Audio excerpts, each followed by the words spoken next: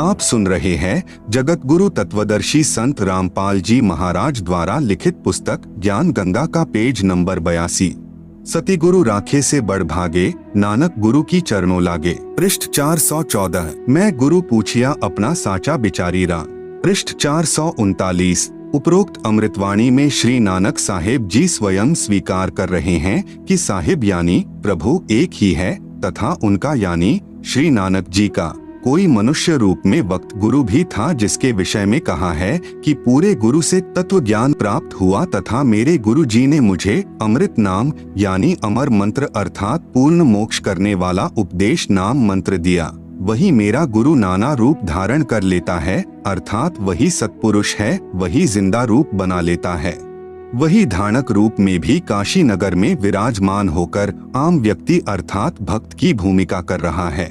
शास्त्र विरुद्ध पूजा करके सारे जगत को जन्म मृत्यु व कर्मफल की आग में जलते देखकर जीवन व्यर्थ होने के डर से भागकर मैंने गुरु जी के चरणों में शरण ली।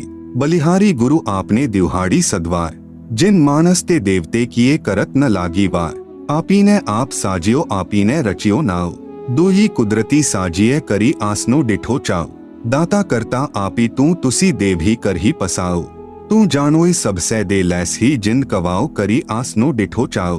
पृष्ठ 463।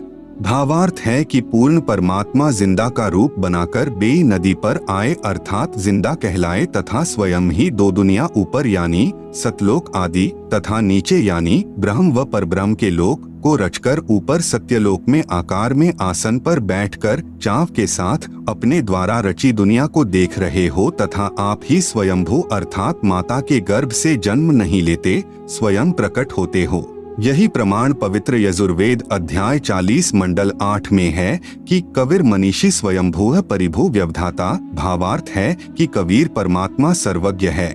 मनीषी का अर्थ सर्वज्ञ होता है तथा अपने आप प्रकट होता है। वह परिभू यानी सनातन अर्थात सर्वप्रथम वाला प्रभु है। वह सर्व ब्रह्मांडों का व्यवधाता यानी भिन्न भिन्न अर्थात सर्व लोकों का रचनहार है। एहू जीव बहुते जन्म भरमिया ता सतिगुरु शब्द सुनाइया। पृष्ठ 465। भावार्थ है कि श्री नानक साहेब जी कह रहे हैं कि मेरा यह जीव बहुत समय से जन्म तथा मृत्यु के चक्र में भ्रमता रहा, अब पूर्ण सतगुरु ने वास्तविक नाम प्रदान किया। श्री नानक जी के पूर्व जन्म सतयुग में राजा अम्बरीश, त्रेतायुग में राजा जनक हुए थे और फिर नानक जी हुए तथा अन्य योनियों के जन्मों की तो गिनती ही नहीं है। प्रभु कबीर जी ने स्वामी रामानंद जी को तत्व ज्ञान समझाया। पंडित स्वामी रामानंद जी एक विद्वान पुरुष थे, वेदों व गीता जी के मर्मज्ञ ज्ञाता माने जाते थे। आप सुन रहे हैं जगत गुरु तत्वदर्शी संत रामपाल जी महाराज द्वारा लिखित पुस्तक ज्ञान गंगा का पेज नंबर 83। 5 वर्ष की आयु में रामानंद जी को गुरु धारण करना। जिस समय कबीर परमेश्वर यानी कबीरदेव अपने लीलामय शरीर में 5 वर्ष के हो गए, तब गुरु मर्यादा बनाए रखने के लिए लीला की। 2.5 वर्ष की आयु के बच्चे का रूप धारण करके सुबह सुबह अंधेरे में पंचगंगा घाट की पौड़ियों के ऊपर लेट गए, जहां पर स्वामी रामानंद जी प्रतिदिन स्नानार्थ जाया करते थे। श्री रामानंद जी चारों वेदों के ज्ञाता और पवित्र गीता जी के विद्वान माने जाते थे। स्वामी रामानंद जी की आयु 104 वर्ष की हो चुकी थी। काशी में जो पाखंड पूजा दूसरे पंडितों ने चला रखी थी वह बंद करवा दी थी। रामानंद जी शास्त्र अनुकूल साधना बताया करते थे और पूरी काशी में अपने 52 दरबार लगाया करते थे। रामानंद जी पवित्र गीता जी व पवित्र वेदों के आधार पर विधिवत साधना बताते थे। ओम नाम का जाप उपदेश देते थे। उस दिन भी जब स्नान करने के लिए पंचगंगा घाट पर गए तो पौड़ियों पर कबीर साहेब लेटे हुए थे। सुबह ब्रह्म मुहूर्त के अंधेरे में स्वामी रामानंद जी को कबीर साहेब दिखाई नहीं दिए। कबीर साहेब के सिर में रामानंद जी के पैर की खड़ाऊ लग गई। कबीरदेव ने जैसे बालक रोते हैं ऐसे रोना शुरू कर दिया। रामानंद जी तेजी से झुके और देखा कि कहीं बालक को चोट तो नहीं लग गई तथा प्यार से उठाया। उसी समय रामानंद जी के गले की कंठी यानी माला निकलकर परमेश्वर कबीरदेव के गले में डल गई। रामानंद जी ने कहा कि बेटा राम राम बोलो, राम के नाम से दुख दूर हो जाते हैं। पुत्र राम राम बोलो। कबीर साहेब के सिर पर हाथ रखा। शिशु रूप में कबीर साहेब चुप हो गए। फिर रामानंद जी स्नान करने लग गए और सोचा कि बच्चे को आश्रम में ले चलूंगा, जिसका होगा उसके पास भिजवा दूंगा। रामानंद जी ने स्नान करके देखा तो बच्चा वहां पर नहीं है। कबीर साहिब वहां से अंतर्ध्यान हुए और अपनी झोपड़ी में आ गए। रामानंद जी ने सोचा कि बच्चा था चला गया होगा, अब उसको कहाँ ढूंढूं। कबीर प्रभु द्वारा स्वामी रामानंद जी के आश्रम में 2 रूप धारण करना। एक दिन स्वामी रामानंद जी का कोई शिष्य कहीं पर सत्संग कर रहा था। कबीर साहिब वहां पर चले गए। वह ऋषि जी श्री विष्णु पुराण की कथा सुना रहा था। वह कह रहा था कि भगवान विष्णु जी सारी सृष्टि के रचनहार हैं, यही पालन करता है, यही राम और कृष्ण रूप में अवतार आने वाली परम शक्ति हैं, अजन्मा हैं। श्री विष्णु जी के कोई माता पिता नहीं हैं। कबीरेश्वर ने यह सारी चर्चा सुनी। सत्संग के उपरांत कबीर परमेश्वर ने कहा, ऋषि जी क्या मैं एक प्रश्न पूछ सकता हूँ? ऋषि जी ने कहा कि हाँ बेटा पूछो। वहाँ सैकड़ों की संख्या में भक्तजन उपस्थित थे। कबीरदेव ने कहा कि आप विष्णु पुराण से सत्संग सुना रहे थे कि श्री विष्णु जी परम शक्ति है, इन्हीं से ब्रह्मा और शिव की उत्पत्ति हुई है। ऋषि जी ने कहा कि मैं जो सुनाता हूँ विष्णु पुराण में ऐसा ही लिखा हुआ है। आप सुन रहे हैं जगत गुरु तत्वदर्शी संत रामपाल जी महाराज द्वारा लिखित पुस्तक ज्ञान गंगा का पेज नंबर 84। कबीर साहिब ने कहा कि ऋषि जी मैंने तो आपसे संशय निवारण के लिए प्रार्थना की है, आप क्षुब्ध मत होइए। एक दिन मैंने शिव पुराण सुना था। उसमें वह महापुरुष सुना रहे थे कि भगवान शिव से विष्णु और ब्रह्मा की उत्पत्ति हुई। प्रमाण पवित्र शिव पुराण रुद्र संहिता अध्याय 6 तथा 7 में, गीता प्रेस गोरखपुर से प्रकाशित देवी भागवत के 3 स्कंद में लिखा है कि देवी इन तीनों ब्रह्मा विष्णु शिव की माँ है। ये तीनों नाशवान हैं, अविनाशी नहीं हैं। ऋषि जी निरुत्तर हो गए। क्रोधित होकर बोला, तू कौन है, किसका पुत्र है? कबीर साहिब से पहले ही दूसरे भक्तजन कहने लगे कि यह तो नीरू जुलाहे का पुत्र है। स्वामी रामानंद जी का शिष्य कहने लगा कि तूने गले में कंठी कैसे डाल रखी है?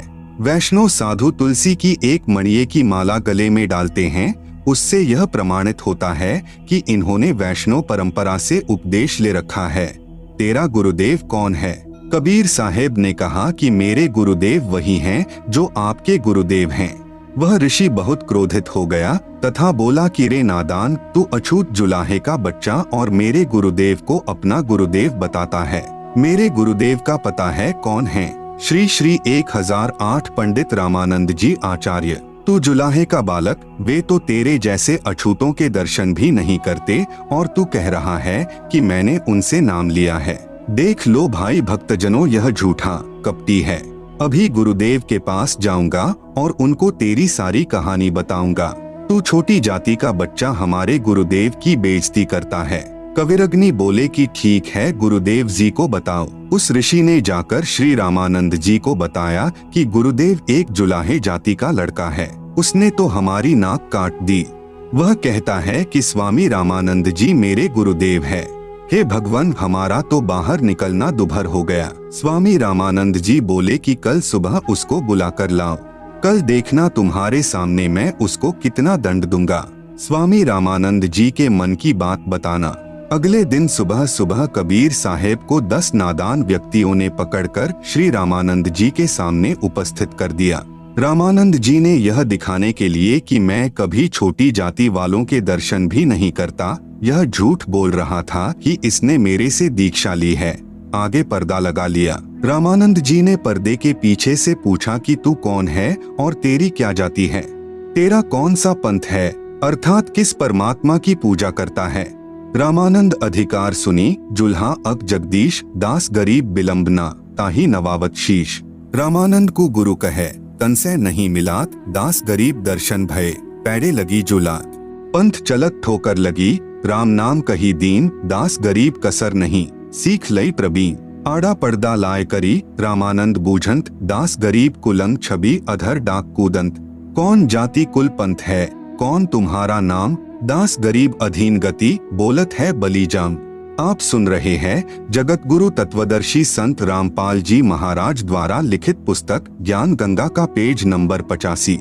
उत्तर कबीर जी का, जाति हमारी जगत गुरु परमेश्वर पद पंथ दास गरीब लिखती पर है नाम निरंजन कंत। रामानंद जी बोले, रे बालक सुन दुर्बुद्धि घट मठ तन आकार दास गरीब दर्द लग्या। वो बोले सिरजनहार तुम मोमन के पालवा जुल्हे के घर बास दास गरीब अज्ञान गति एता दृढ़ विश्वास। मान बड़ाई छांडी करी बोलो बालक बैन दास गरीब अधम मुखी एता तुम घट फैं। तर्क तलु से बोलते रामानंद सुर ज्ञान दास गरीब कुजाती है आखर नीच निदान। परमेश्वर कबीर जी यानी कबीरदेव ने प्रेम पूर्वक उत्तर दिया।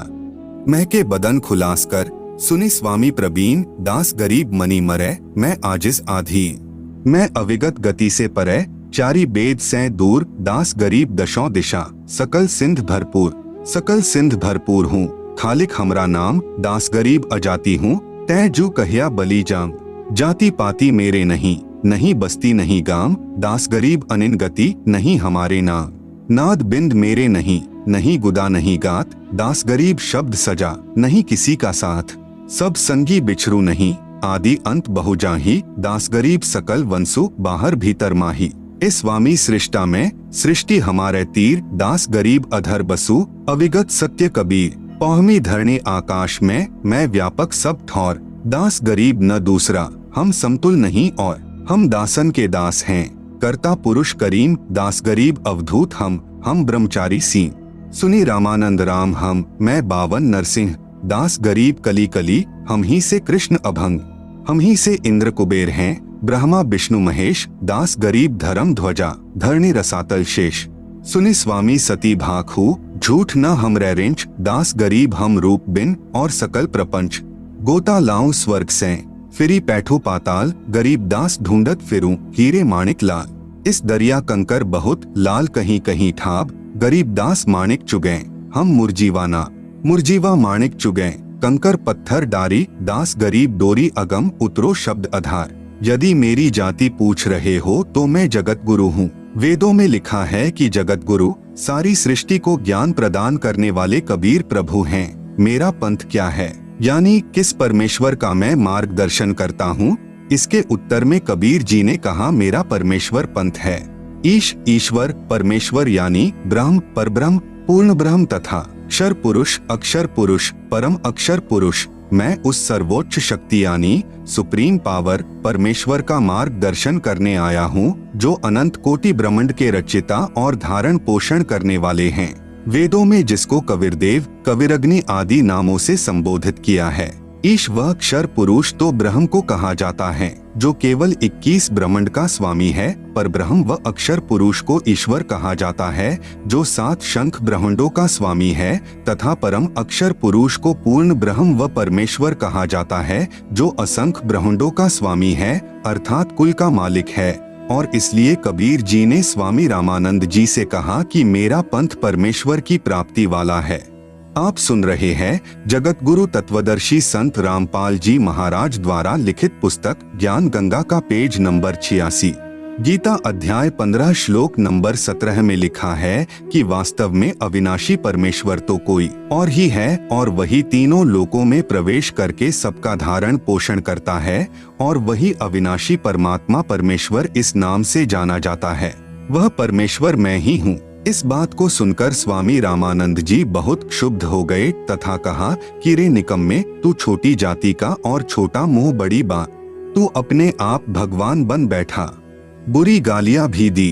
कबीर साहेब बोले हे गुरुदेव आप मेरे गुरुजी हैं, आप मुझे गाली दे रहे हो तो भी मुझे आनंद आ रहा है, लेकिन मैं जो आपको कह रहा हूँ मैं ज्यों का त्यों पूर्ण ब्रह्म ही हूँ, इसमें कोई संशय नहीं है। इस बात को सुनकर रामानंद जी ने कहा कि ठहर जा, तेरी तो लंबी कहानी बनेगी, तू ऐसे नहीं मानेगा, मैं पहले अपनी पूजा कर लेता हूँ। रामानंद जी ने कहा कि इसको बैठाओ, मैं पहले अपनी कुछ क्रिया रहती है वह कर लेता हूँ, बाद में इससे निपटूंगा। स्वामी रामानंद जी क्या क्रिया करते थे? भगवान विष्णु जी की एक काल्पनिक मूर्ति बनाते थे।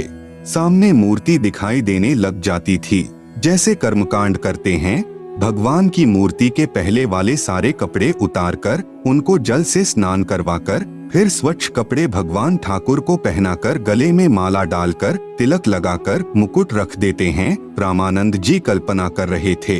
कल्पना करके भगवान की काल्पनिक मूर्ति बनाई। श्रद्धा से जैसे नंगे पैरों जाकर आप ही गंगा जल लाए हों, ऐसी अपनी भावना बनाकर ठाकुर जी की मूर्ति के कपड़े उतारे, फिर स्नान करवाया तथा नए वस्त्र पहना दिए, तिलक लगा दिया, मुकुट रख दिया और माला यानी कंठी डालनी भूल गए। यदि कंठी न डाले तो पूजा अधूरी और मुकुट रख दिया तो पुनः उसे उतारा नहीं जा सकता। यदि उसी दिन मुकुट उतार दे तो पूजा खंडित मानी जाती है। स्वामी रामानंद जी अपने आप को कोस रहे हैं कि इतना जीवन हो गया, मेरा कभी भी ऐसी गलती जिंदगी में नहीं बनी थी। प्रभु आज क्या गलती बन गई मुझ पापी से? यदि मुकुट उतारूं तो पूजा खंडित। उसने सोचा कि चल मुकुट के ऊपर से कंठी यानी माला डाल कर देखता हूँ। कल्पना से कर रहे हैं, कोई सामने मूर्ति नहीं है और पर्दा लगा है। कबीर साहेब दूसरी तरफ बैठे हैं। मुकुट में माला फंस गई, आगे नहीं जा रही थी। तब रामानंद जी ने सोचा, अब क्या करूं? हे भगवान, आज तो मेरा सारा दिन ही व्यर्थ गया। आज की मेरी भक्ति कमाई व्यर्थ गई, क्योंकि जिसको परमात्मा की कसक होती है उसका एक नित्य नियम भी रह जाए तो उसको दर्द बहुत होता है। जैसे इंसान की जेब कट जाए और फिर बहुत पश्चाताप करता है, ऐसे ही प्रभु के सच्चे भक्तों को इतनी लगन होती है। इतने में कबीर साहेब ने कहा कि स्वामी जी माला की घुंडी खोलो और गले में डाल दो, फिर गांठ लगा दो, मुकुट उतारना नहीं पड़ेगा। अब रामानंद जी काहे के मुकुट उतारे था, काहे की गांठ खोले था।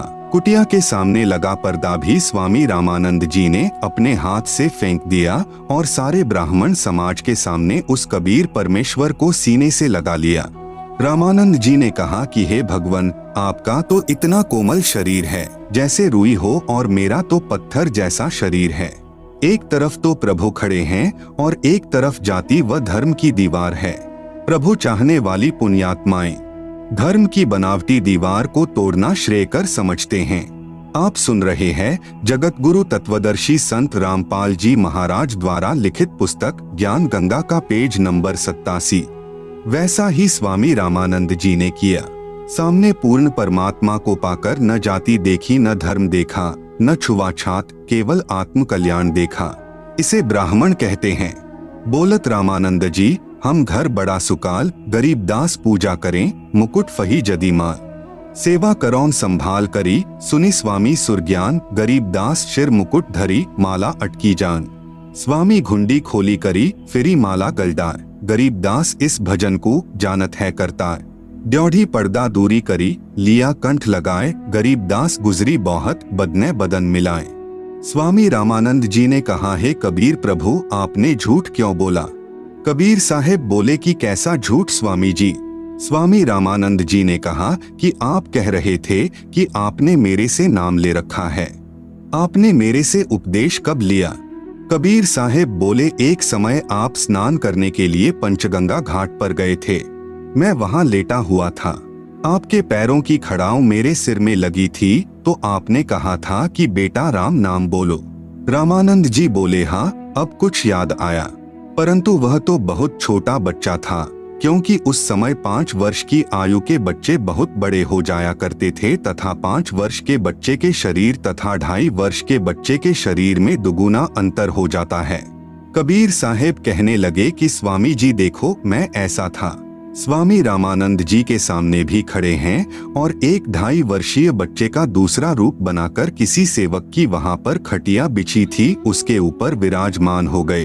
अब रामानंद जी ने 6 बार तो उधर देखा और 6 बार उधर देखा, फिर आंखें मलमल कर देखा कि कहीं तेरी आंखें धोखा तो नहीं खा रही हैं। इस प्रकार देख ही रहे थे कि इतने में कबीर साहेब का छोटे वाला रूप उठा और कबीर साहेब के बड़े 5 वर्ष वाले स्वरूप में समा गया। 5 वर्ष वाले स्वरूप में कबीर साहेब रह गए। मन की पूजा तुम लखी, मुकुट माल पर बेश, गरीब दास गति को लख है, कौन वरण क्या भेष। यह तो तुम शिक्षा दई, मानी लई मनमोर, गरीब दास कोमल पुरुष, हमरा बदन कठोर। तब रामानंद जी बोले कि मेरा संशय मिट गया। हे परमेश्वर, आपको कैसे पहचान सकते हैं? आप किस जाति में तथा वेशभूषा में खड़े हो? हम नादान प्राणी आपके साथ वाद विवाद करके दोषी हो गए, क्षमा करना पूर्ण परमेश्वर कबीरदेव, मैं आपका अनजान बच्चा हूँ। स्वामी रामानंद जी को सत्यलोक दर्शन। सुनी बच्चा मैं स्वर्ग की कैसे छाड़ो रीति, गरीबदास गुदरी लगी जन्म जात है बीत। चारी मुक्ति बैकुंठ में जिनकी मोरे चाह, गरीबदास घर अगम की कैसे पाऊं था। हेम रूप जहाँ धरणी है रतन जड़े बौ शोभ, गरीबदास बैकुंठ को तन मन हमरा लोभ। शंख चक्र गदा पदम है मोहन मदन मुरारी, गरीबदास मुरली बजय सुरगलोक दरबारी। दूधों की नदियां बगै सेत वृक्ष सुभान, गरीबदास मंडल मुक्ति सुरगापुर अस्थान। रतन जड़ाऊ मनुष्य हैं गण गंधर्व सब देव, गरीबदास उस धाम की कैसे छाड़ू से। आप सुन रहे हैं जगत गुरु तत्वदर्शी संत रामपाल जी महाराज द्वारा लिखित पुस्तक ज्ञान गंगा का पेज नंबर 88। ऋग युज साम अथर्वणम गावे चारों वेद, गरीबदास घर अगम की कैसे जानो भेद। चारी मुक्ति चितवन लगी कैसे बंचुताही, गरीबदास गुप्तारगति हमको द्यो समझाए। सुरग लोक बैकुंठ है यासे परै न और, गरीबदास षटशास्त्र चारी वेद की दौर। चारी वेद गावे तिसे सुर नर मुनि मिलाप, गरीबदास ध्रुव पोर जिस मिटी गए तीनों ताप। प्रहलाद गए तिस लोक को सुरगापुरी समूल, गरीबदास हरि भक्ति की मैं बंचत हूँ धूल। बिंद्रावन गए तिस लोक को सुरगापुरी समूल, गरीबदास उस मुक्ति को कैसे जाऊं भूल। नारद ब्रह्मा तिस रटै गावे शेष गणेश, गरीबदास बैकुंठ से और परै को देश। सहंस 88 जिस जपै और 3300 सेव, गरीबदास जासै परै और कौन है देव। सुनि स्वामी निज मूल गति कही समझाऊं तो ही, गरीबदास भगवान को राख्या जगत समोही। तीनी लोक के जीव सब विषय वास भरमाए, गरीबदास हमको जपै तिसको धाम दिखाए। जो देखेगा धाम को सो जानत है मुझ, गरीबदास तो से कहूँ सुनी गायत्री गुज। कृष्ण विष्णु भगवान को जहडाए हैं जीव, गरीबदास त्रिलोक में काल कर्म शिर शिव। सुनि स्वामी तो से कहूँ अगम दीप की सैल, गरीबदास पूठे परे पुस्तक लादे बैल। पौहमी धरणी आकाश थंभ चलसी चंदर सूर, गरीबदास रज बिरज की कहाँ रहेगी धूर। तारायण त्रिलोक सब चलसी इंद्र कुबेर, गरीबदास सब जात हैं सुरग पाताल सुमेर। चारी मुक्ति बैकुंठ बट फना हुआ कई बार, गरीबदास अलप रूप मग क्या जाने संसार। कहो स्वामी कित रहोगे 14 भुवन बिहंड, गरीबदास बीजक कहिया चलत प्राण और पिंड। सुन स्वामी एक शक्ति है अर्धंगी ओमकार, गरीबदास बीजक तहा अनंत लोक सिंघार। जैसे का तैसा रहे परलो फना प्राण, गरीबदास उस शक्ति को बार बार कुर्बान। कोटि इंद्र ब्रह्मा जहाँ कोटि कृष्ण कैलाश, गरीबदास शिव कोटि हैं करो कौन की आश। कोटि विष्णु जहाँ बसत हैं उस शक्ति के धाम, गरीबदास गुल बहुत हैं अलफ बस्त निहकाम। शिव शक्ति जासे हुए अनंत कोटि अवतार, गरीबदास उस अलफ को लखै सो होय करतार। अलफ हमारा रूप है दम देही नहीं दंत, गरीबदास गुल से परै चलना है बिन पंथ। बिना पंथ उस कंत के धाम चलन है मोर, गरीबदास गति ना किसी शंख सुरग पर डोर। शंख सुरग पर हम बसे सुनि स्वामी यह सैन, गरीबदास हम अलफ हैं यह गुल फोकट फैं। जो तय कहिया सौ मैं लहिया बिन देखे नहीं धीज, गरीबदास स्वामी कहे कहाँ अलफ वो बीज। अनंत कोटि ब्रह्मांड फण अनंत कोटि उद्गार, गरीबदास स्वामी कहे कहाँ अलफ दीदार। हद बेहद कहीं ना कहीं थरपी ठौर, गरीबदास निज ब्रह्म की कौन धाम वह पौर। चल स्वामी सर पर चले गंग तीर सुन ज्ञान, गरीबदास बैकुंठ बट कोटि कोटि घट ध्यान। तहाँ कोटि वैकुंठ हैं नक सरवर संगीत, गरीबदास स्वामी सुने जात अनंत जुग बीत। प्राण पिंडपुर में धसो गए रामानंद कोटि, गरीबदास सर सुरग में रहो शब्द की ओट। तहाँ वहाँ चित चक्रित भया देखी फजल दरबार, गरीबदास सिजदा किया हम पाए दीदार। तुम स्वामी मैं बाल बुद्धि भर्म कर्म किए नाश, गरीबदास निज ब्रह्म तुम हमरे दृढ़ विश्वास। सुन बेसुन्न से तुम परे उरे से हमरे तीर, गरीबदास सरबंग में अविगत पुरुष कबीर। कोटि कोटि सिजदे करें कोटि कोटि प्रणाम, गरीबदास अनहद अधर हम पर सैं तुम धाम। सुनि स्वामी एक गलगुज तिल तारी पलजोरी, गरीबदास सर गगन में सूरज अनंत करोरी। आप सुन रहे हैं जगत गुरु तत्वदर्शी संत रामपाल जी महाराज द्वारा लिखित पुस्तक ज्ञान गंगा का पेज नंबर 89। शहर अमान अनंतपुर, रिमझिम होय, गरीबदास उस नगर का मरम न जाने कोय। सुनि स्वामी कैसे लखो, कही समझाऊं तो ही, गरीबदास बिन पर उड़े तन मन शीश न होय। रवनपुरी एक चक्र है, तहाँ धनजय बाय, गरीबदास जीते जन्म याकू लेत समाये। आसन पदम लगाए कर भिरंग नाद को खैंची, गरीबदास अचवन करे देवदत्त को ऐची।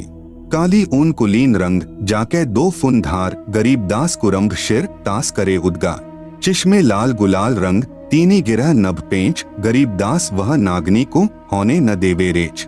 कुंभक रेचक सब करे ऊन करत उद्गार, गरीबदास उस नागनी को जीते कोई खिला। कुंभ भरे रेचक करे फिर टूटत है पौन, गरीबदास गगन मंडल नहीं होत है रौन। आगे घाटी बंद है इंगला पिंगला दोय, गरीबदास सुषमन खुले तास मिलावा होय। ज्यों का त्यों ही बैठी रहो तजी आसन सब जोग, गरीबदास पल बीच पद सर्व सैल सब भोग। कोटि कोटि बैकुंठ हैं कोटि कोटि शिव शेष, गरीबदास उस धाम में ब्रह्मा कोटि नरेश। अवादान अमानपुर चली स्वामी तहाँ चाल, गरीबदास परलो अनंत बौहरी न झम्पै काल। अमर चीर तहाँ पहरी है अमर हंस सुख धाम, गरीबदास भोजन अजर चल स्वामी निजधाम। बोलत रामानंद जी सुन कबीर करतार, गरीबदास सब रूप में तुम ही बोलनहार। तुम साहिब तुम संत हो तुम सतगुरु तुम हंस, गरीबदास तुम रूप बिन और न दूजा अंश। मैं भक्ता मुक्ता भया किया कर्म कुंद नाश, गरीबदास अविगत मिले मेटी मन की बास। दोहु ठौर है एक तू भया एक से दोय, गरीबदास हम कारणे उतरे हैं मखजोय। गोष्ठी रामानंद से काशी नगर मंझार, गरीबदास जिंद पीर के हम पाए दीदार। बोले रामानंद जी सुनो कबीर सुभान, गरीबदास मुक्ता भये उधरे पिंड अरुप्राण। कबीर साहेब यानी कबीरदेव ने स्वामी रामानंद जी से पूछा कि स्वामी जी आप क्या पूजा करते हो। स्वामी रामानंद जी ने कहा कि मैं वेदों व गीता जी के अनुसार साधना करता हूँ। कबीर साहेब ने पूछा कि वेदों व गीता के आधार से साधना करके किस लोक में जाओगे। स्वामी रामानंद जी ने कहा स्वर्ग में जाऊंगा। कबीर परमेश्वर ने पूछा स्वर्ग में क्या करोगे दाता। रामानंद जी ने कहा कि वहां पर बहुत प्यारे भगवान विष्णु जी हैं, उनके दर्शन किया करूंगा और वहां पर दूधों की नदी है, वहां कोई चिंता नहीं है, कोई फिक्र नहीं है, मैं वहां आनंद से रहूंगा। कबीर परमेश्वर ने पूछा कि स्वामी जी कितने दिन रहोगे स्वर्ग में। विद्वान पुरुष थे, उनको ज्ञान था, 2 ही मिनट में समझ गए। स्वामी जी बोले मेरी जितनी भक्ति की कमाई होगी तब तक रहूंगा। कबीर साहेब ने पूछा कि फिर कहाँ जाओगे। रामानंद जी ने कहा न जाने कर्माधार पर कहा तथा किस योनि में जन्म होगा। कबीर साहेब ने कहा कि यह साधना तो स्वामी जी आपने असंख्यों बार की है, इससे जीव मुक्त नहीं हो सकता। आप श्री विष्णु जी की साधना करके स्वर्ग लोक में जाना चाहते हो। जो साधक ब्रह्म साधना करके ब्रह्मलोक में जाते हैं वे भी जन्म मृत्यु के चक्र में ही रहते हैं, क्योंकि एक दिन महास्वर्ग जो ब्रह्मलोक में बना है वह भी नष्ट हो जाएगा। गीता जी के 8वें अध्याय का 16वां श्लोक बताता है। स्वामी रामानंद जी तो विद्वान पुरुष थे, उनको तो श्लोक उंगलियों पर याद थे। आप सुन रहे हैं जगत गुरु तत्वदर्शी संत रामपाल जी महाराज द्वारा लिखित पुस्तक ज्ञान गंगा का पेज नंबर 90। स्वामी रामानंद जी ने कहा आप ठीक कहते हो, ऐसा ही लिखा है। कबीर साहेब ने कहा बताओ जी फिर कहाँ रहोगे। न आपके श्री कृष्ण मुरारी ही रहेंगे, ये ब्रह्मा लोक विष्णु लोक आदि के सर्व प्राणी तथा श्री विष्णु जी आदि तीनों देवता भी नष्ट होंगे, फिर आप कहाँ रहोगे गुरुदेव।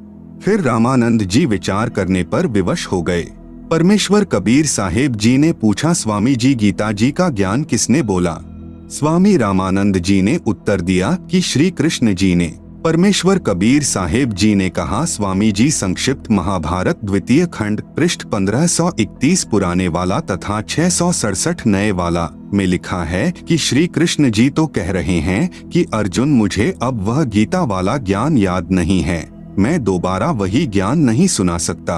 परमेश्वर कबीर साहेब जी ने सर्व प्रमाण बताएं। गीता अध्याय 8 श्लोक 13 में गीता ज्ञान दाता यानी ब्रह्म कह रहा है कि ओम इति एकाक्षरम ब्रह्म व्याहरण माम अनुस्मरन यह प्रयाति त्यजन देहम सहयाति परमाम गतिम।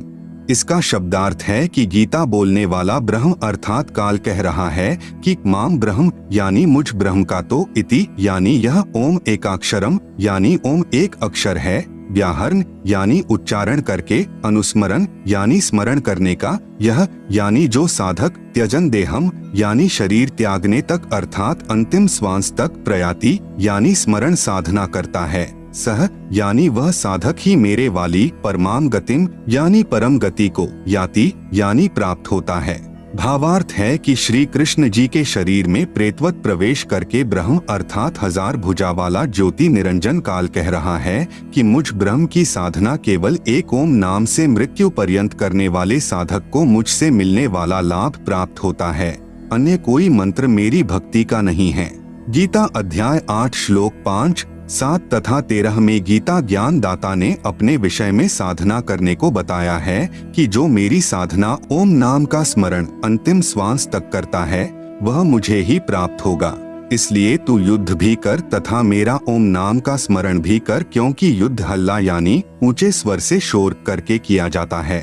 इसलिए कहा है कि ओम नाम का उच्चारण यानी ऊंचे स्वर में शोर करता हुआ स्मरण भी कर तथा युद्ध भी कर। फिर गीता अध्याय 8 श्लोक 6 में कहा है कि यह विधान है कि जो जिस प्रभु का अंत समय में स्मरण करता हुआ शरीर त्यागता है वह उसी को प्राप्त होता है। गीता ज्ञान दाता प्रभु गीता अध्याय 8 श्लोक 8 से 10 तक तीनों श्लोकों में ब्रह्म से अन्य पूर्ण परमात्मा यानी परम दिव्य पुरुष परमेश्वर अर्थात पूर्ण ब्रह्म के विषय में कह रहा है कि यदि कोई उसकी साधना करता हुआ शरीर त्यागता है तो उसी पूर्ण परमात्मा यानी परमेश्वर को ही प्राप्त करता है। उसी से पूर्ण मोक्ष तथा सत्यलोक प्राप्ति तथा परम शांति प्राप्त होती है।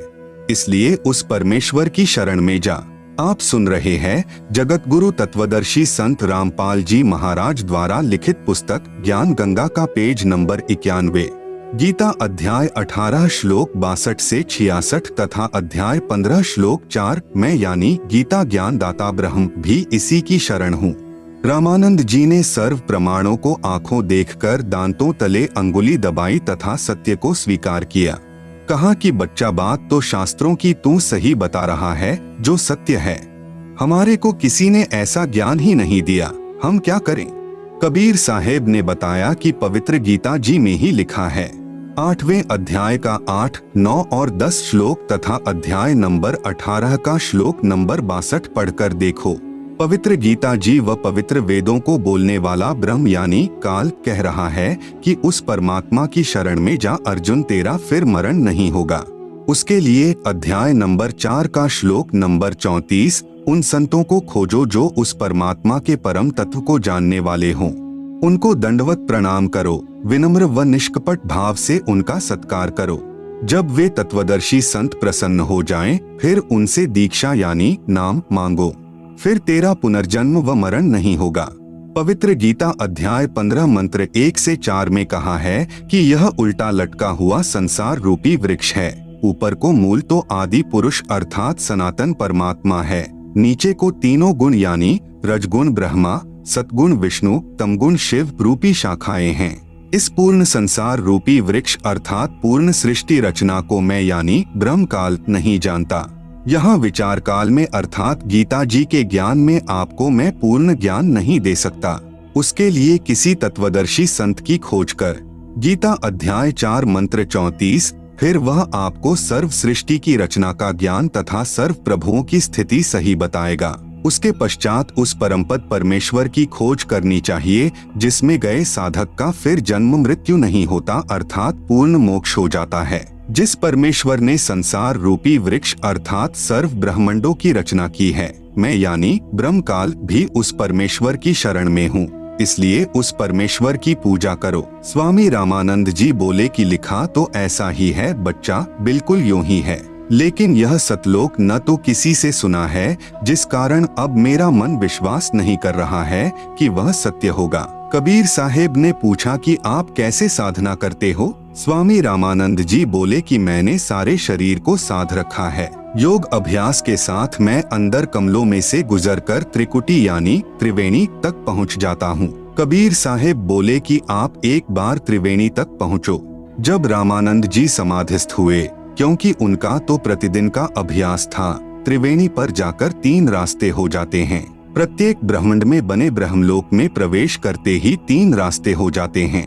इसी प्रकार 20 ब्रह्मांडों के पार 21वें ब्रह्मांड में भी यही व्यवस्था है। एक रास्ता सामने ब्रह्मलोक में बने 3 गुप्त स्थानों को जाता है, जहाँ पर ज्योति निरंजन 3 रूप बनाकर रहता है। सामने का ब्रह्मरंध्र तुम्हारे इस नाम से नहीं खुलेगा, यह ब्रह्मरंध्र भी सतनाम से खुलेगा। कबीर साहेब ने श्वास के द्वारा अपना सतनाम उच्चारण किया, सामने का द्वार खुल गया। कबीर साहेब ने कहा कि अब आपको काल भगवान दिखाता हूँ, जिसको आप निराकार कहते हो, जो गीता में कहता है कि मैं सबको खाऊंगा। आप सुन रहे हैं जगत गुरु तत्वदर्शी संत रामपाल जी महाराज द्वारा लिखित पुस्तक ज्ञान गंगा का पेज नंबर 92। अर्जुन, मैं कभी किसी को दर्शन नहीं देता, मैं कभी किसी के सामने प्रत्यक्ष नहीं होता। कबीर साहेब ने कहा कि अब आपके समक्ष उस काल को दिखाता हूँ। पहले तो एक ब्रह्मांड में बने ब्रह्मलोक में गुप्त स्थानों पर दिखाया, ब्रह्मा विष्णु व शिव रूप धारण किए था। फिर ब्रह्मलोक को पार करने के द्वार से निकलकर 21वें ब्रह्मांड में ले गए। ब्रह्मलोक से आगे जाने वाले रास्ते को भी, जो जटा कुंडली सरोवर के ऊपर है, अपनी नजरों में रखता है कि कोई निकल न जाए। 21 ब्रह्मांड का जो अंतिम लोक आता है, वह काल ब्रह्म यानी शर पुरुष का अपना स्थान है। वहाँ पर वह उसी भयंकर रूप में बैठा है जो इसका वास्तविक रूप है। कबीर साहेब ने कहा कि देखो, वह बैठा तुम्हारा निराकार भगवान, जिसको तुम निराकार कहते हो, क्योंकि योगियों ने वेदों के आधार पर ओम नाम से साधनाएं की, परमात्मा तो मिला नहीं, सिद्धियां आ गई, स्वर्ग चले गए, महास्वर्ग गए, फिर पशु बन गए। इसलिए प्रभु को सभी ने निराकार मान रखा है कि वह दिखाई नहीं देता, और वेदों में लिखा है कि भगवान आकार में है। जब काल के पास पहुँचे तो साहेब ने अपना सारनाम के साथ सतनाम उच्चारण किया। उसी समय काल का सिर नीचे झुक गया। काल के सिर के ऊपर वह द्वार है जहाँ से सतलोक जाया जाता है तथा परब्रह्म के लोक में प्रवेश होते हैं। उसके बाद एक भंवर गुफा शुरू होती है। एक भंवर गुफा काल के लोक में भी है। काल के सिर पर पैर रखकर कबीर जी के हंस यानी निर्विकारी साधक ऊपर जाते हैं। यह काल उसकी पौड़ी का काम करता है। परब्रह्म के लोक को पार करके कबीर साहेब श्री रामानंद जी की आत्मा को सतलोक ले गए। वहाँ पर भी एक भंवर गुफा है। सतलोक में जाकर श्री रामानंद जी ने देखा कि कबीर साहिब यानी कबीरदेव अपने वास्तविक रूप में बैठे हैं। वहाँ पर कबीर साहेब का इतना तेज है कि एक रूमकूप में जैसे करोड़ों सूर्य और करोड़ों चंद्रमा की जो मिली जुली रोशनी परंतु गर्मी न हो से भी अधिक है। कबीर साहेब वहाँ जाकर अपने ही दूसरे स्वरूप के ऊपर चवर करने लगे। श्री रामानंद जी ने सोचा कि भगवान तो यह है जो सिंहासन पर विराजमान है और यह कबीर यहाँ का कोई सेवक यानी गण होगा, परंतु लोक सबसे न्यारा है, परमात्मा का बहुत तेज है, ऐसा सोच ही रहे थे। इतने में परमात्मा का तेजोमय रूप सिंहासन से उठा और 5 वर्षीय बच्चे के रूप में परमेश्वर कबीर जी तख्त पर विराजमान हो गए। परमेश्वर का जो वास्तविक तेजोमय रूप नजर आ रहा था, वह बालक रूप कबीर साहेब पर चवर करने लगा। उसके बाद कबीर साहेब का दूसरा तेजोमय रूप बालक वाले रूप कबीर साहेब में समा गया और अकेले 5 वर्षीय बच्चे के रूप में कबीर परमेश्वर तख्त पर विराजमान थे। चवर स्वयं चल रहा था। इतने में रामानंद जी की आत्मा को वापस शरीर में भेज दिया। उनकी समाधि टूटी। सामने देखा कबीर साहेब 5 वर्ष के बच्चे के शरीर में बैठे हैं। तब स्वामी रामानंद जी ने कहा कि तहाँ वहाँ चित चक्रित भया, देखी फजल दरबार, गरीबदास सिजदा किया, हम पाए दीदार। आप सुन रहे हैं जगत गुरु तत्वदर्शी संत रामपाल जी महाराज द्वारा लिखित पुस्तक ज्ञान गंगा का पेज नंबर 93। तुम स्वामी मैं बाल बुद्धि भर्म कर्म किए नाश, गरीबदास निज ब्रह्म तुम हमरे दृढ़ विश्वास। सुन बेसुन्न से तुम परे उरैन से हमरे तीर, गरीबदास सरबंग में अविगत पुरुष कबीर। कोटि कोटि सिजदे करें, कोटि कोटि प्रणाम, गरीबदास अनहद अधर हम पर सैन तुम धाम। बोलत रामानंद जी सुन कबीर करतार, गरीबदास सब रूप में तुम ही बोलनहार। तुम साहिब तुम संत हो, तुम सतगुरु तुम हंस, गरीबदास तुम रूप बिन और न दूजा अंश। मैं भक्ता मुक्ता भया, किया कर्म कुंद नाश गरीबदास अविगत मिले मेटी मन की बास। दोहु ठौर है एक तू भया एक से दोय गरीबदास हम कारण उतरे हैं मखजोय। बोलत रामानंद जी सुन कबीर करतार गरीबदास सब रूप में तू ही बोलनहार। रामानंद जी ने कहा कि हे परमेश्वर, हे कबीर परमात्मा, हे कबीर करतार यानी सर्व सृष्टि रचनहार, आप ही सर्वव्यापक पूर्ण परमेश्वर हो। दहु ठोर है एक तू भया एक से दो गरीबदास हम कारणे आए हो मगजो। हे परमेश्वर कबीर, आप दोनों जगह सत्यलोक में तथा मेरे समक्ष आप ही हो और एक से दो रूप बनाकर हम तुच्छ जीवों के लिए यहाँ पर आए हो। मैं भक्ता मुक्ता भया कर्म कुंद भय नाश गरीबदास अविगत मिले मिट गई मन की बास। रामानंद जी 104 वर्षीय महापुरुष और 5 वर्षीय बच्चे कबीर परमेश्वर को कह रहे हैं कि मैं आपका दास मुक्त हो गया और मेरे मन की भ्रमणा भटकना समाप्त हो गई। मुझे परमात्मा के वास्तविक स्वरूप का दर्शन हो गया। हे पूर्ण परमात्मा कबीर साहेब यानी कबीरदेव, चारों पवित्र वेद व पवित्र गीता जी आप ही का गुणगान कर रहे हैं। स्वयं कबीरदेव यानी कबीर परमेश्वर ने भी कहा है कि वेद हमारा भेद है, मैं ना बेदन के माही, जिस वेद से मैं मिलूं वेद जानते नहीं। भावार्थ है कि चारों पवित्र वेदों में ज्ञान पूर्ण परमात्मा का ही है, परंतु पूजा की विधि केवल ब्रह्म यानी ज्योति निरंजन तक की ही है। परमेश्वर कबीर यानी कबीरदेव की पूजा विधि के ज्ञान व तत्व ज्ञान के लिए पवित्र वेदों तथा पवित्र गीता जी में कहा है कि उसे तो कोई तत्वदर्शी संत ही बता सकता है जो स्वयं ही परमेश्वर होता है या कोई उसका भेजा हुआ वास्तविक प्रतिनिधि होता है। उससे उपदेश प्राप्त करके पूर्ण मोक्ष व परम शांति प्राप्त होती है। आप सुन रहे हैं जगत गुरु तत्वदर्शी संत रामपाल जी महाराज द्वारा लिखित पुस्तक ज्ञान गंगा का पेज नंबर 94।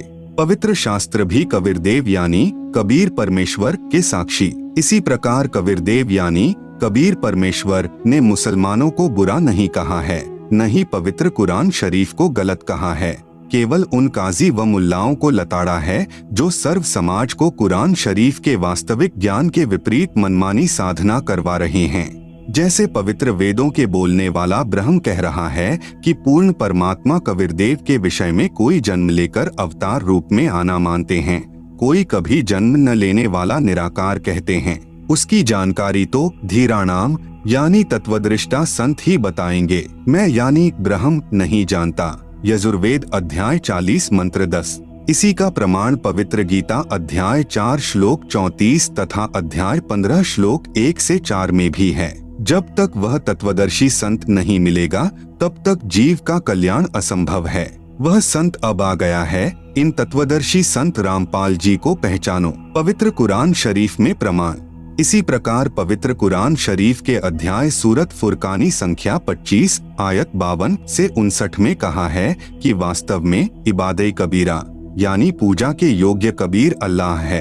यह कबीर वही पूर्ण परमात्मा है जिसने 6 दिन में सृष्टि रची तथा 7वें दिन तख्त पर जा विराजा।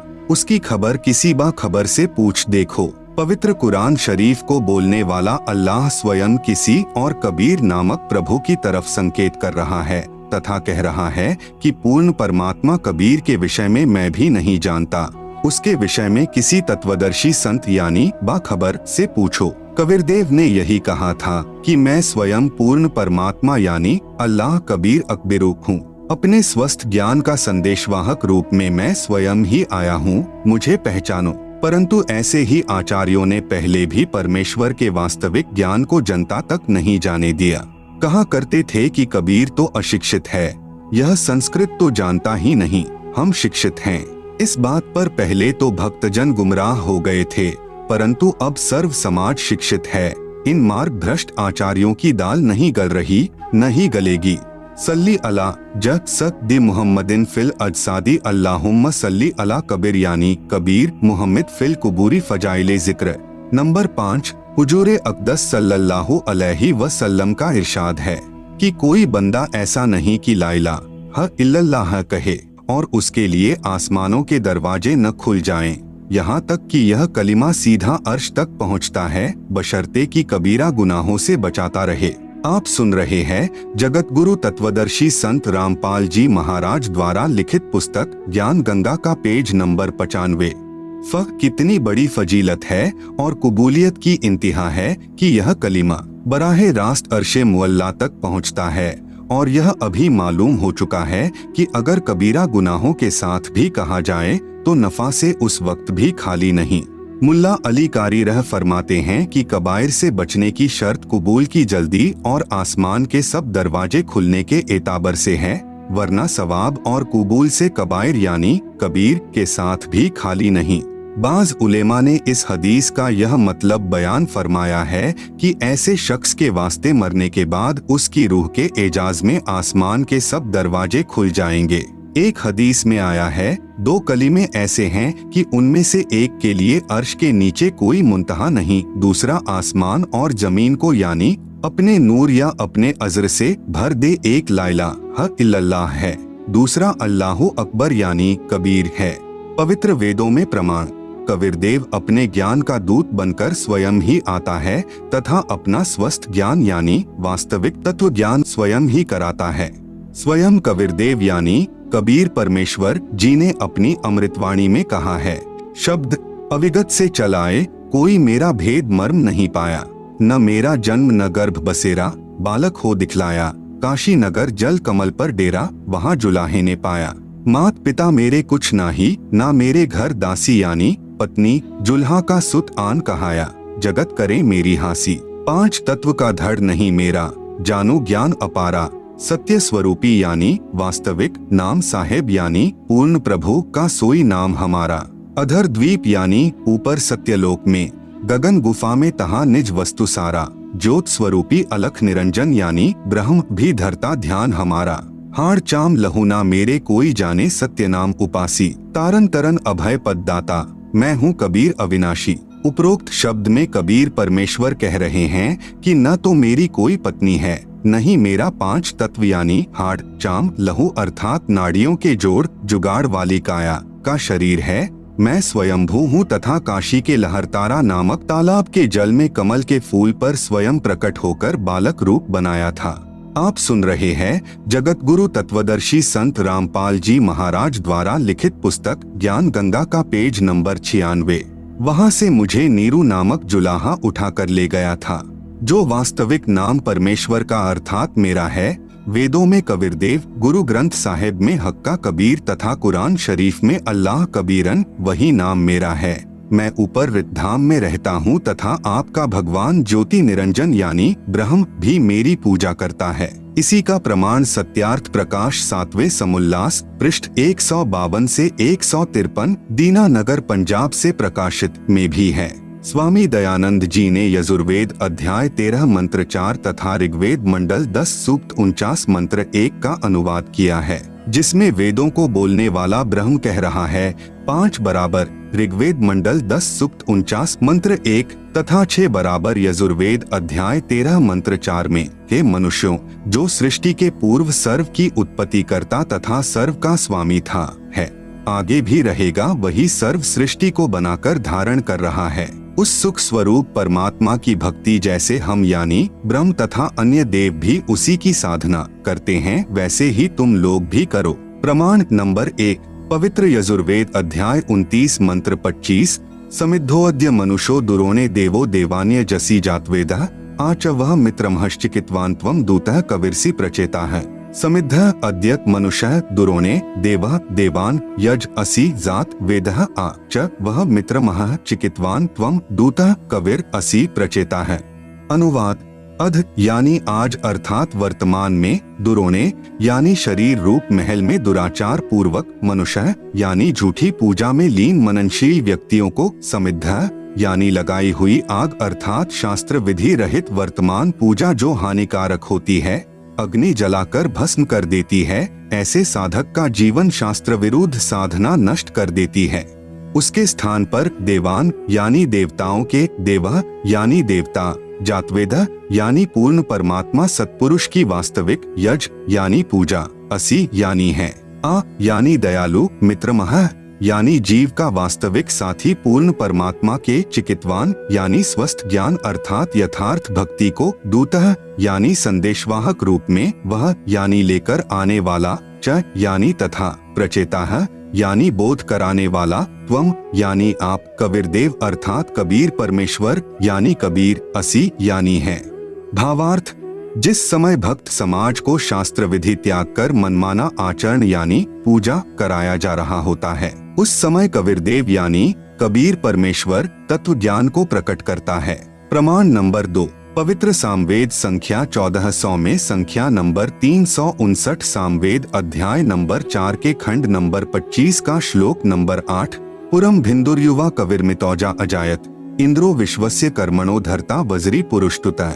पुराम भिन्दुः युवा कविर अमित औजा अजायत, इंद्र विश्वस्य कर्मणः धर्ता वज्री पुरुषतुतः। आप सुन रहे हैं जगत गुरु तत्वदर्शी संत रामपाल जी महाराज द्वारा लिखित पुस्तक ज्ञान गंगा का पेज नंबर 97। शब्दार्थ, युवा यानी पूर्ण समर्थ, कबीर यानी कबीरदेव अर्थात कबीर परमेश्वर, अमितौजा यानी विशाल शक्ति युक्त अर्थात सर्वशक्तिमान है, अजायत यानी तेजपुंज का शरीर मायावयी बनाकर, धरता यानी प्रकट होकर अर्थात अवतार धार कर, वज्री यानी अपने सत्य शब्द व सत्य नाम रूपी शस्त्र से, पुराम यानी काल ब्रह्म के पाप रूपी बंधन रूपी कीले को, भिन्दुः यानी तोड़ने वाला, टुकड़े टुकड़े करने वाला, इंद्र यानी सर्व सुखदायक परमेश्वर, विश्वस्य यानी सर्व जगत के सर्व प्राणियों को, कर्मण है यानी मनसा वाचा कर्मणा अर्थात पूर्ण निष्ठा के साथ अनन्य मन से धार्मिक कर्मों द्वारा सत्य भक्ति से, पुरुषतुतः यानी स्तुति उपासना करने योग्य है। जैसे बच्चा तथा वृद्ध सर्व कार्य करने में समर्थ नहीं होते, जवान व्यक्ति सर्व कार्य करने की क्षमता रखता है, ऐसे ही परब्रह्म ब्रह्म व त्रिलोकीय ब्रह्मा विष्णु शिव तथा अन्य देवी देवताओं को बच्चे तथा वृद्ध समझो, इसलिए कबीर परमेश्वर को युवा की उपमा वेद में दी है। भावार्थ, जो कबीरदेव यानी कबीर परमेश्वर तत्व ज्ञान लेकर संसार में आता है, वह सर्वशक्तिमान है तथा काल यानी ब्रह्म के कर्म रूपी किले को तोड़ने वाला है, वह सर्व सुखदाता है तथा सर्व के पूजा करने योग्य है। संख्या नंबर 1400 सामवेद उतार्चिक अध्याय नंबर 12 खंड नंबर 3 श्लोक नंबर 5। भद्रा वस्त्रा समन्यावसानो महान कविर्निवचनानि शंसन अवच्यस्व चंबोह पूयमानो विचक्षणो जागृविर्देवीत। भद्रा वस्त्रा समन्या वसनः महान कविर्निवचनानि शंसन आवच्यस्व चंबोह पूयमानः विचक्षणः जागृव्यः देववीत। अनुवाद, विचक्षणः यानी चतुर व्यक्तियों ने, आवच्यस्व यानी अपने वचनों द्वारा पूर्ण ब्रह्म की पूजा को न बताकर आन उपासना का मार्गदर्शन करके अमृत के स्थान पर, पूयमानः यानी आन उपासना जैसे भूत प्रेत पूजा, पितर पूजा, तीनों गुणों यानी रजगुण ब्रह्मा, सतगुण विष्णु, तमगुण शिव शंकर तथा ब्रह्म काल तक की पूजा रूपी मवाद को, चंबोह यानी आदर के साथ आचमन करा रहे गलत ज्ञान को, भद्रा यानी परम सुखदायक महान कबीर यानी पूर्ण परमात्मा कबीर, वस्त्रा यानी सशरीर साधारण वेशभूषा में अर्थात वस्त्र का अर्थ है वेशभूषा, संत भाषा में इसे चोला भी कहते हैं। चोला का अर्थ है शरीर। यदि किसी संत का देहांत हो जाता है तो कहते हैं कि चोला छोड़ गए समन्या, यानी अपने सत्यलोक वाले शरीर के सदृश अन्य शरीर तेज पुंज का धार कर, वसानह यानी आम व्यक्ति की तरह जीवन जी कर कुछ दिन संसार में रहकर, निवचनानी यानी अपनी शब्दावली आदि के माध्यम से सत्य ज्ञान, शंसन यानी वर्णन करके, देव यानी पूर्ण परमात्मा के, वीतो यानी छिपे हुए सरगुण निर्गुण ज्ञान को, जागृव्यः यानी जागृत करते हैं। भावार्थ, शास्त्र विधि विरुद्ध साधना रूपी मवाद अर्थात घातक साधना पर आधारित भक्त समाज को कबीरदेव यानी कबीर परमेश्वर तत्व ज्ञान समझाने के लिए यहाँ संसार में प्रकट होता है। उस समय अपने तेजोमय शरीर पर अन्य शरीर रूपी वस्त्र यानी हल्के तेज का पहन कर आता है, क्योंकि परमेश्वर के वास्तविक तेजोमय शरीर को चर्म दृष्टि से नहीं देखा जा सकता। कुछ दिन आम व्यक्ति जैसा जीवन जीकर लीला करता है तथा परमेश्वर को यानी अपने को पाने वाले ज्ञान को उजागर करता है। आप सुन रहे हैं जगत गुरु तत्वदर्शी संत रामपाल जी महाराज द्वारा लिखित पुस्तक ज्ञान गंगा का पेज नंबर 98। ऋग्वेद मंडल 9 सूक्त 96 मंत्र 17। शिशुम जज्ञानम हर्यतम मृजंती शुंभंती वहनी मरुतो गणे कविर्गिभ्यः काव्येना कवियः संत सोमः पवित्रमत्येति रेभन। शिशुम जज्ञानम हर्यतम मृजंती शुंभंती वहिन मरुतः गणेन कविर्गीर भी काव्येना कविर संत सोमः पवित्रम अत्येति रेभन। अनुवाद। पूर्ण परमात्मा हर्य शिशुम यानी विलक्षण मनुष्य के बच्चे के रूप में, जज्ञानम यानी जानबूझकर प्रकट होता है तथा अपने तत्व ज्ञान को तम यानी उस समय, मृजंती यानी निर्मलता के साथ, शुंभंती यानी उच्चारण करता है, वहनीय यानी प्रभु प्राप्ति की लगी विरह अग्नि वाले, मरुतः यानी भक्त, गणेन यानी समूह के लिए, काव्येना यानी कविताओं द्वारा कवित्व से, पवित्रम अत्येति यानी अत्यधिक वाणी निर्मलता के साथ, कविर गीर भी यानी कविर वाणी अर्थात कबीर वाणी द्वारा, रेभन यानी ऊंचे स्वर से संबोधन करके बोलता है, कविर संत सोमः यानी वह अमर पुरुष अर्थात सत्पुरुष ही संत अर्थात ऋषि रूप में स्वयं कविरदेव ही होता है। परंतु उस परमात्मा को न पहचानकर कवि कहने लग जाते हैं, परंतु वह पूर्ण परमात्मा ही होता है। उसका वास्तविक नाम कविरदेव है। भावार्थ। ऋग्वेद मंडल नंबर 9 सूक्त नंबर 96 मंत्र 16 में कहा है कि आओ पूर्ण परमात्मा के वास्तविक नाम को जाने। इस मंत्र 17 में उस परमात्मा का नाम व परिपूर्ण परिचय दिया है। वेद बोलने वाला ब्रह्म कह रहा है कि पूर्ण परमात्मा विलक्षण मनुष्य के बच्चे के रूप में प्रकट होकर कबीरदेव अपने वास्तविक ज्ञान को अपनी कबीर वाणी के द्वारा निर्मल ज्ञान अपने हंसात्माओं अर्थात पुण्यात्मा अनुयायियों को कविताओं लोकोक्तियों के द्वारा संबोधन करके अर्थात उच्चारण करके वर्णन करता है। इस तत्व ज्ञान के अभाव से उस समय प्रकट परमात्मा को न पहचान कर केवल ऋषि व संत या कवि मान लेते हैं। वह परमात्मा स्वयं भी कहता है कि मैं पूर्ण ब्रह्म हूँ, परंतु लोग वेद के आधार से परमात्मा को निराकार माने हुए प्रजाजन नहीं पहचानते। जैसे गरीबदास जी महाराज ने काशी में प्रकट परमात्मा को पहचानकर उनकी महिमा कही तथा उस परमेश्वर द्वारा अपनी महिमा बताई थी, उसका यथावत वर्णन अपनी वाणी में किया। गरीब जाति हमारी जगत गुरु परमेश्वर है पंथ, दास गरीब लिख पड़े नाम निरंजन कंत। गरीब हम ही अलख अल्लाह है, कुतुब गोस और पीर, गरीब दास खालिक धनी हमरा नाम कबीर। गरीब ए स्वामी सृष्टा में, सृष्टि हमरे तीर, दास गरीब अधर बसु अविगत सत कबीर। इतना स्पष्ट करने पर भी उसे कवि या संत भक्त या जुलाहा कहते हैं, परंतु वह पूर्ण परमात्मा ही होता है। उसका वास्तविक नाम कबीरदेव है। वह स्वयं सत्पुरुष कबीर ही ऋषि या संत रूप में होता है, परंतु तत्व ज्ञानहीन ऋषियों व संतों गुरुओं के अज्ञान सिद्धांत के आधार पर आधारित प्रजा उस समय अतिथि रूप में प्रकट परमात्मा को नहीं पहचानते, क्योंकि